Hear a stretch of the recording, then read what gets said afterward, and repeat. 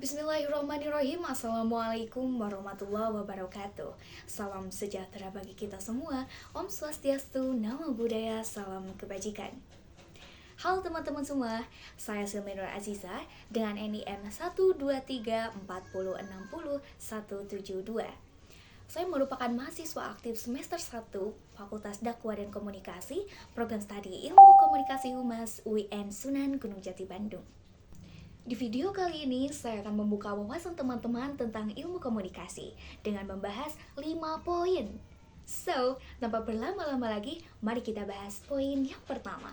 Let's go! Pembahasan untuk poin yang pertama akan dimulai dengan sebuah pertanyaan. Apakah ilmu komunikasi berawal dari retorika? Jawabannya benar. Ilmu komunikasi merupakan disiplin ilmu yang kompleks dan terus berkembang, dengan akar yang dapat kita telusuri kembali ke sebuah retorika, yaitu seni berbicara dan argumentasi yang telah eksis sejak zaman kuno. Retorika bukan hanya sekedar keterampilan berbicara, teman-teman. Ini juga melibatkan pemahaman tentang bagaimana sebuah kata-kata dapat mempengaruhi dan juga membentuk opini. Menurut ahli, retorika memiliki peran sentral dalam membentuk dasar pemahaman tentang bagaimana komunikasi memainkan peran dalam interaksi manusia. Transformasi dari retorika ke ilmu komunikasi terjadi seiring waktu, di mana ilmu komunikasi berkembang sebagai disiplin ilmu modern yang melibatkan teori komunikasi, penelitian media, komunikasi bisnis, dan interaksi sosial. Nah, dalam konteks ini, Socrates menjadi tokoh yang penting, teman-teman. Karena apa? Karena ternyata beliau bukan hanya seorang filsuf semata, namun merupakan praktisi seni retorika, baik itu dalam dialognya maupun dalam seni debatnya. Ilmu komunikasi memiliki dampak yang signifikan pada kehidupan kita sehari-hari nih teman-teman. Misalnya, memengaruhi hubungan interpersonal, penyebaran informasi melalui media, dan cara pemimpin politik menggunakan retorika untuk mempengaruhi opini publik. Hal ini mencerminkan relevansi ilmu komunikasi dalam kehidupan kita yang modern. Kalau misalkan ditanya, adakah contoh lain bahwa ilmu komunikasi itu berkembang mengikuti perubahan zaman? Jawabannya, ada dong. Seperti yang kita ketahui bahwa teknologi dan efek media massa itu kan terus berkembang. Nah, ilmu komunikasi juga menyesuaikan. Ilmu komunikasi juga ikut beradaptasi. Studi tentang komunikasi digital, efek media massa, dan dinamika komunikasi online itu merupakan contoh dari perkembangan ilmu komunikasi. Makanya ini dapat dijadikan contoh bahwa ilmu komunikasi itu relevan dengan perubahan zaman dan terus beradaptasi, terus berkembang mengikuti perubahan zaman. Nah, sekarang dalam konteks etika dan sosial, teman-teman semua, ilmu komunikasi itu bukan hanya sekedar pemahaman yang mencakup aspek teknis, namun juga merupakan implikasi etis dari komunikasi. Ini mencakup pertimbangan mengenai bagaimana pesan itu disampaikan, siapa yang memegang kendali atas informasi, dan bagaimana konsumen mengkonsumsi informasi. Poin-poin yang telah saya jelaskan tadi merupakan studi ilmu komunikasi modern yang mencerminkan bahwa ilmu komunikasi itu ada kaitan erat antara teknologi, etika, dan juga dinamika sosial. Sumber-sumber kredibel seperti karya ahli ilmu komunikasi seperti Marshall M. Luhan, Jürgen Habermas, dan Stuart Hall dapat menjadi rujukan untuk pemahaman yang lebih mendalam mengenai evolusi ilmu komunikasi. Dengan merenungkan akar retorika dan perjalanan evolusi ilmu komunikasi, kita dapat lebih memahami peran yang dimainkan dalam membentuk cara kita berinteraksi, berkomunikasi, dan memahami dunia di sekitar kita. Nah, sekarang kita akan membahas poin yang kedua nih teman-teman, yaitu komunikasi sebagai fungsi sosial. Jadi, kira-kira apa saja ya fungsi sosial dari ilmu komunikasi? Mari kita langsung bahas. Yang pertama, membangun konsep diri. Komunikasi berperan penting dalam membentuk konsep diri seseorang. Interaksi dengan orang lain, umpan balik, dan identitas yang terbentuk melalui komunikasi interpersonal merupakan elemen kunci dalam membentuk pandangan diri. Lalu yang kedua, komunikasi sebagai sarana aktualisasi diri. Proses aktualisasi diri atau mencapai potensi penuh sering melibatkan ekspresi diri melalui komunikasi. Seperti berbagi ide, mengembangkan keterampilan, dan mencapai tujuan melalui interaksi yang komunikatif. Yang ketiga, komunikasi untuk menjaga kelangsungan hidup. Komunikasi juga memiliki peran dalam kelangsungan hidup individu dan masyarakat, teman-teman. Penyampaian informasi tentang keamanan, kesehatan, dan sumber daya itu menjadi penting dan menjadi elemen yang krusial dari fungsi ini. Yang keempat, media untuk mencapai kebahagiaan. Hubungan interpersonal yang sehat dan komunikasi yang efektif itu dapat menjadi kunci untuk mencapai kebahagiaan. Kemampuan untuk berkomunikasi dengan orang lain secara empatik dan juga saling memahami itu dapat meningkatkan kualitas hidup kita. Yang kelima, mengatasi tekanan dan ketegangan. Kemampuan untuk berbicara tentang masalah, mencari dukungan, dan mengekspresikan emosi itu dapat membantu mengurangi beban mental kita. Yang keenam, memupuk hubungan dengan orang lain. Fungsi komunikasi yang paling jelas adalah membangun dan memelihara hubungan sosial. Komunikasi interpersonal yang efektif itu menjadi pondasi bagi hubungan yang kuat dan juga berkelanjutan. Yang terakhir, keseluruhan fungsi-fungsi ini itu mencerminkan kompleksitas peran komunikasi dalam menjalani kehidupan sehari-hari, baik dalam lingkup pribadi, profesional, maupun sosial. Kemampuan untuk berkomunikasi dengan baik itu membentuk inti keberhasilan dan kesejahteraan manusia. Dengan perkembangan teknologi, terutama media sosial, fungsi sosial komunikasi telah meluas ke ranah digital. Bagaimana individu berkomunikasi dalam dunia maya, membangun identitas daring, dan memelihara hubungan dalam lingkungan virtual itu menjadi aspek penting dalam studi modern tentang fungsi sosial komunikasi. Oke teman-teman, di poin yang ketiga, saya akan menjawab pertanyaan tentang apakah stand-up comedy merupakan seni komunikasi yang berfungsi untuk menghibur? Jawabannya tentu saja benar. Teman-teman semua, stand-up comedy itu bukan hanya sekedar tawa yang kosong, namun merupakan seni komunikasi yang berfungsi atau yang tujuan utamanya adalah menghibur penonton.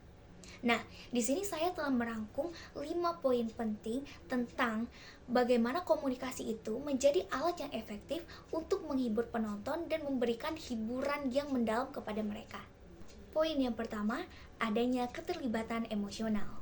Ahli komunikasi seperti Dr. Peter M. Grau dari University of Colorado Boulder menekankan bahwa stand-up comedy bekerja karena mampu menciptakan keterlibatan emosional. Dalam setiap lelucon, komedian berbagi pengalaman dan pandangan hidup mereka yang membuat penonton merasa terhubung secara emosional. Yang kedua, stand-up comedy dapat mengatasi ketegangan. Melalui stand-up comedy, komedian bisa meredakan ketegangan dalam kehidupan sehari-hari. Menurut ahli psikologi humor, Dr. Rod A. Martin, lelucon yang baik dapat menjadi mekanisme doping yang sehat, membantu orang mengatasi stres dan tekanan. Yang ketiga, stand-up comedy merupakan sebuah pengamatan yang tajam tentang realitas kehidupan. Penelitian oleh Dr. Christy Davis, seorang ahli sosiologi, menyoroti bahwa stand-up comedy seringkali mengandung pengamatan tajam tentang kehidupan sehari-hari. Komedian tidak hanya membuat orang-orang tertawa, tetapi juga membuat mereka berpikir tentang aspek-aspek kehidupan yang mungkin terlewatkan. Yang keempat, stand-up comedy dapat membangun hubungan dengan penonton. Dr. Jennifer Bevan, seorang ahli komunikasi interpersonal, menekankan bahwa hubungan antara komedian dan penonton dalam stand-up comedy adalah bentuk interaksi sosial yang unik. Komedian harus membaca respon penonton secara langsung, menciptakan ikatan khusus yang membuat setiap penampilan terasa berbeda. Yang terakhir, pesan yang disampaikan melalui stand-up comedy dibalut dengan humor. Menurut penelitian oleh Dr. Jonathan M. Bowman, seorang ahli komunikasi, stand-up comedy memungkinkan penyampaian pesan yang lebih efektif. Humor membuka pintu untuk menerima informasi sehingga lelucon tentang situasi atau isu tertentu bisa menjadi cara efektif untuk menyampaikan pesan yang lebih serius. Nah, Dari penjelasan poin yang ketiga ini, kita menjadi tahu bahwa stand up comedy itu bukan hanya sekedar untuk menghibur penonton, namun memiliki fungsi sebagai komunikasi yang meyakinkan. Sebelum saya membahas poin yang keempat, saya ingin mengajak teman-teman semua untuk melihat cuplikan video berikut ini. Larangan ekspresi emosi pada pemakaman Prinses Diana melihat komunikasi intensifi. Here, her family. Prince Charles, divorced from Diana for a year and separated unofficially for 4. William, wrestling his emotions as the cameras and paparazzi encroach on this most private moment. Diana called him her little wise old man. He's 15. Harry, he's just 12 years old. He always wanted to have a normal life, and instead he has to stand here, stifling his grief. Nah teman-teman, video tadi merupakan cuplikan Pangeran Charles, William, dan Harry dalam proses pemakaman Putri Diana. Kita tidak melihat sedikit pun kesedihan di sana ya, tidak melihat tangisan, tidak melihat mata yang sembab. Padahal kan lazimnya kalau orang kehilangan, jangan kehilangan seseorang deh, kehilangan barang pun memperlihatkan kesedihan mereka, tangisan, cucuran air mata. Tapi di video tadi kita tidak melihat sedikit pun tangisan dan emosi yang menunjukkan kesedihan, gitu ya. Apakah mereka mendapatkan larangan? Tapi sepertinya larangan itu bukan sebuah pembatasan untuk mereka. Nah, di sini saya membuka diskusi mengenai kompleksitas komunikasi khususnya dalam ekspresi wajah, gitu ya teman-teman. Jadi di sini ada beberapa poin yang akan saya jabarkan. Kira-kira kenapa para pangeran ini tidak menunjukkan emosinya? Yang pertama, keterbatasan dalam mengekspresikan emosi. Teman-teman semua, dari video tadi kita dapat melihat atau kita dapat menyoroti sulitnya mereka dalam mengekspresikan emosi mereka, gitu ya. Padahal mungkin dalam lubuk hati paling dalamnya, para pangeran-pangeran ini ingin meratapi kepergian ibunya secara terbuka. Namun tidak bisa.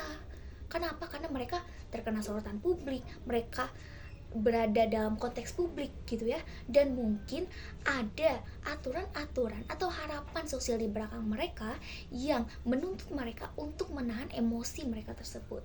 Kita sebagai penonton pasti merasa kasihan ya ke mereka karena para pangeran ini tidak dapat mengekspresikan emosinya, gitu, seperti mendapatkan batasan. Namun pastinya dalam larangan ini atau dalam batasan ini ada kebijaksanaan yang mengatur para pangeran-pangeran tersebut.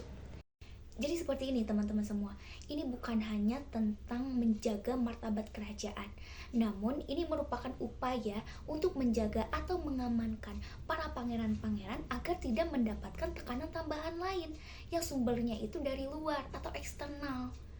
Misalnya mereka mendapatkan tekanan tambahan dari sorotan media karena mereka mengekspresikan emosi mereka, gitu. Sedangkan mereka berada di keadaan yang sulit lalu mendapatkan tekanan tambahan lain. Makanya mereka diberikan batasan dalam mengekspresikan emosi mereka untuk menjaga diri para pangeran-pangeran tersebut juga, gitu. Jadi di mana ada minus pasti ada plusnya juga. Tadi udah 2 poin ya, sekarang poin yang ketiga. Meskipun para pangeran ini tidak dapat mengekspresikan emosi mereka, namun mereka memperlihatkan emosi mereka itu lewat bahasa tubuh dan juga ekspresi wajah.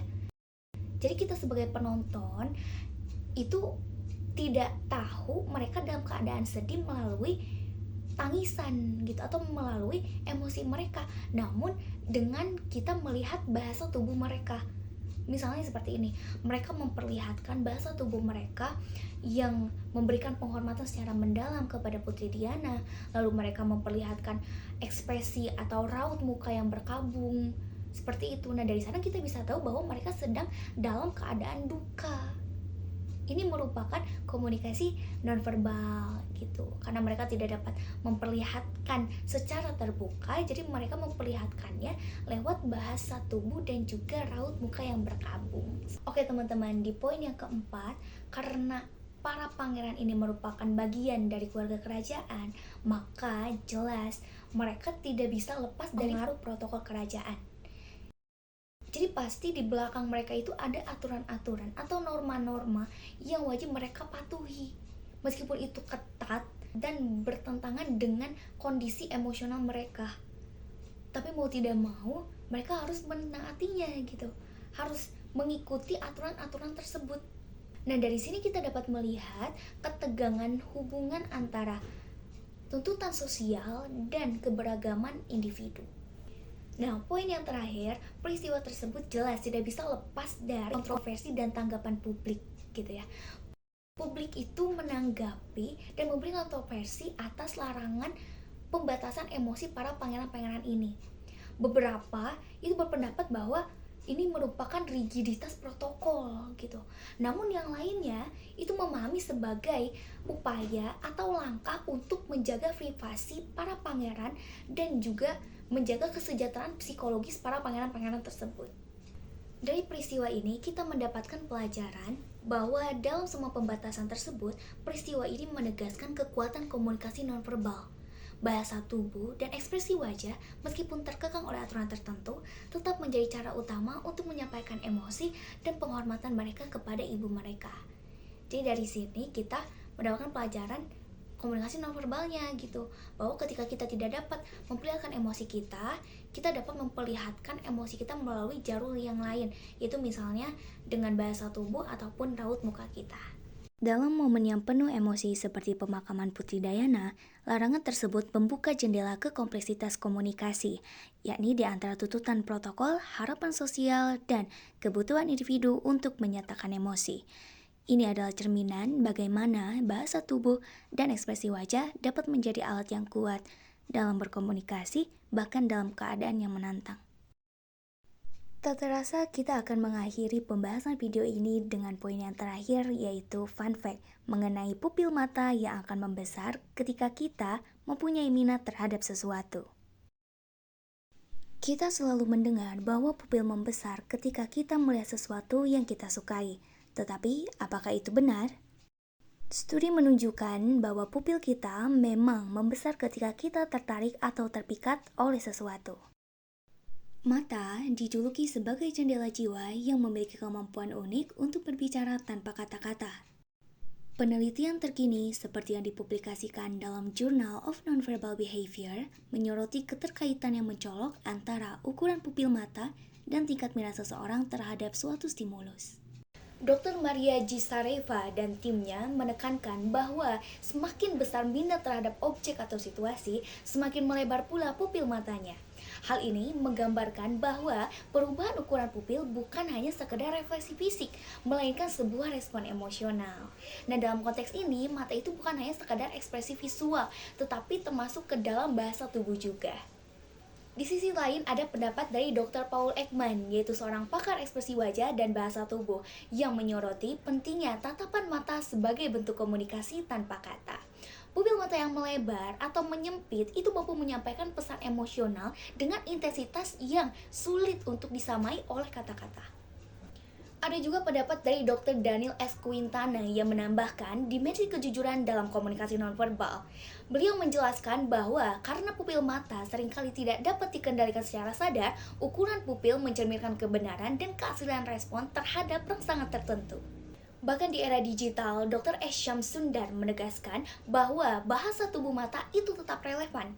Pupil yang terlihat melalui tatapan kamera menjadi indikator penting dalam membaca respon emosional meskipun melalui layar.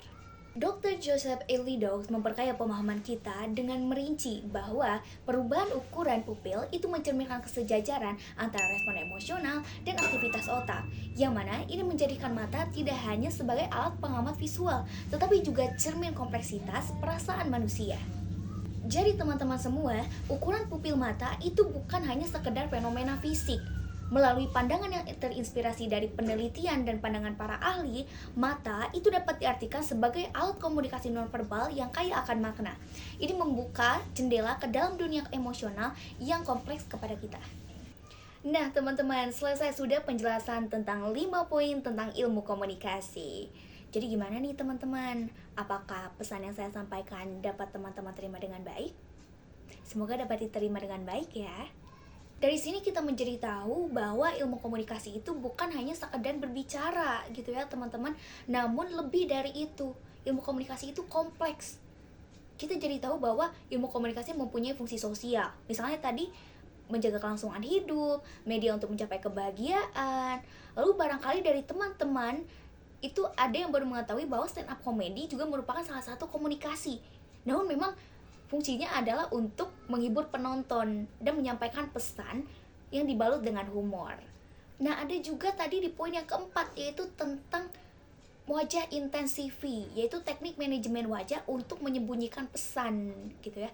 Jadi ketika kita tidak dapat menunjukkan kesedihan atau emosi lewat wajah, kita dapat menunjukkannya lewat bahasa nonverbal, yaitu bahasa tubuh dan juga raut muka. Dan di poin terakhir tadi saya sudah menjelaskan tentang fun fact bahwa pupil mata kita itu dapat membesar ketika kita mempunyai minat terhadap suatu objek. Jadi ketika kita minat terhadap objek tertentu, maka pupil mata kita itu akan membesar, teman-teman. Mungkin sampai sini saja pertemuan kita. Semoga penjelasan materi yang telah saya sampaikan tadi dapat menambah wawasan teman-teman tentang ilmu komunikasi.